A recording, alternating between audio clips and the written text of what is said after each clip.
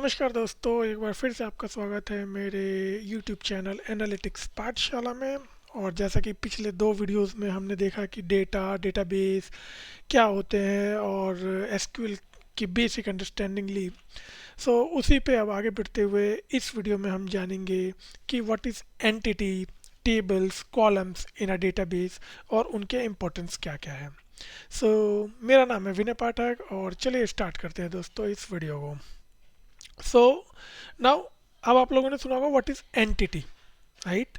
So entity क्या होती है? एंटिटी एक डीबीएमएस में और एक रियल वर्ल्ड में आप बोल सकते हो एक ऑब्जेक्ट होता है जिसकी कुछ सर्टेन प्रॉपर्टीज होती हैं, या आप बोल सकते हो एट्रीब्यूट्स होते हैं, राइट।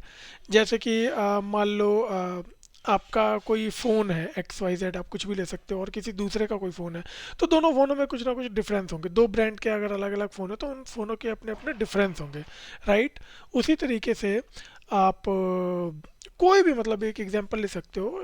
तो एक ऑब्जेक्ट के, हर ऑब्जेक्ट के अलग अलग एट्रीब्यूट्स या प्रॉपर्टीज़ होती हैं, राइट। ये बेसिकली डिस्टिंक्टली मतलब आप बोला जाए तो हर एंटिटी दूसरे एंटिटी से अलग होती है, राइट।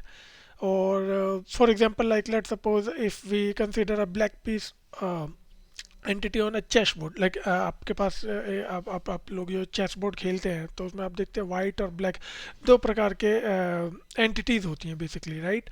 ब्लैक का अलग इंपॉर्टेंस होता है और वाइट का कुछ अलग इंपॉर्टेंस होता है, राइट। सो और entry also consist their attributes that define their characteristic. जैसे मैंने आपको बताया कि नाउ लेट सपोज एक कार मान लो आप एग्जांपल के लिए, राइट। अब एक कार अगर आप एक उसको एंटिटी बोलते हो तो उसके एट्रीब्यूट्स क्या हो गए? उसके व्हील्स हो गए, उसके विंडोज हो गई, उसके डोर्स हो गए, मल्टीपल सारी चीज़ें हो गई, राइट। उसी प्रकार से कोई भी आप एग्जांपल ले सकते हो कि जैसे मान लो आपने एक फ़ोन लिया तो फ़ोन में स्क्रीन है, उसके बटन है, बहुत सारी चीज़ें हैं। थोड़ा डायग्रामेटिकली अगर समझते हैं हम लोग इस चीज़ को, तो अब जैसे देखोगे ये कार है। अब कार में क्या क्या आता है? रजिस्ट्रेशन नंबर आता है, उसका मॉडल आ गया, उसका नेम आ गया, कलर आ गया, राइट। उसमें सीट्स कितनी है, ये सारी चीज़ें आ गई, राइट। अगर आप देखोगे तो अगर मल्टीपल एंटिटीज होती हैं और उनको एक ग्रुप कर देते तो वो एक एंटिटी सेट बन जाती है हमारे लिए, ठीक है। हमारे पास मल्टीपल एंटिटीज और क्या कहते हैं उनके सेट्स भी होते हैं। तो जैसे मान लो अगर आप कोई डेटाबेस बेसिकली डिज़ाइन कर रहे हो आप लोग, और उसमें अगर हमें टेबल्स बनानी हो, राइट।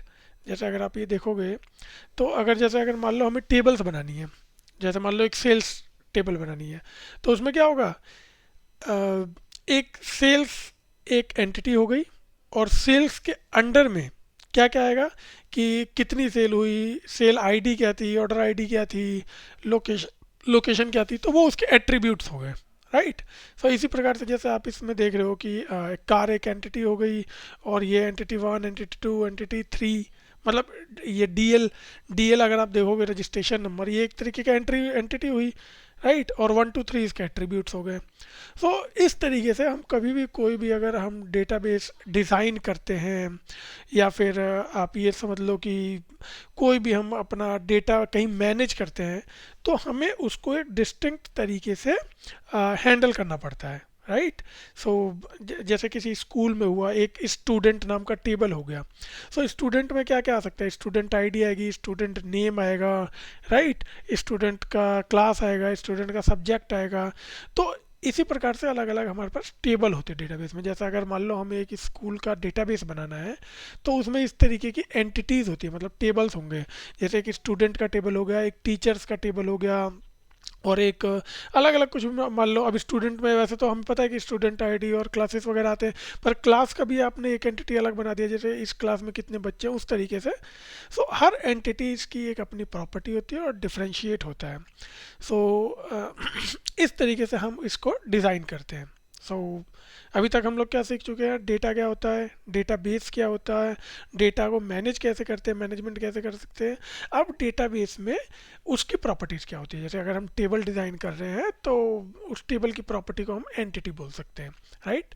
सो ये वीडियो ज़्यादा लंबी नहीं होगी, ये सिर्फ आपको यही बताने के लिए है कि टेबल और कॉलम, जैसे कॉलम्स होते हैं टेबल में, तो जैसे स्टूडेंट एक एंटिटी हो गया तो स्टूडेंट आईडी, ये हमारा कॉलम हो गया, स्टूडेंट नेम, मतलब मल्टीपल इन्फॉर्मेशन आप अपनी तरफ से ऐड कर सकते हो उस चीज़ को। तो इस तरीके से हमारी एंटिटीज़ डिज़ाइन होती हैं। तो अब तक हम समझ चुके हैं data, database, entities, data management, ये सारी चीज़ें हम समझ चुके हैं। अगर आपको अब तक कोई भी डाउट, कोई भी इशू है तो आप कमेंट बॉक्स में अपना कमेंट कर सकते हैं, मैं डेफिनेटली उसको रिप्लाई करूँगा, दैट्स नॉट एन इशू। और ज़्यादा से ज़्यादा इस चैनल को सब्सक्राइब कीजिए और लाइक कीजिए, शेयर कीजिए हमें सपोर्ट करने के लिए।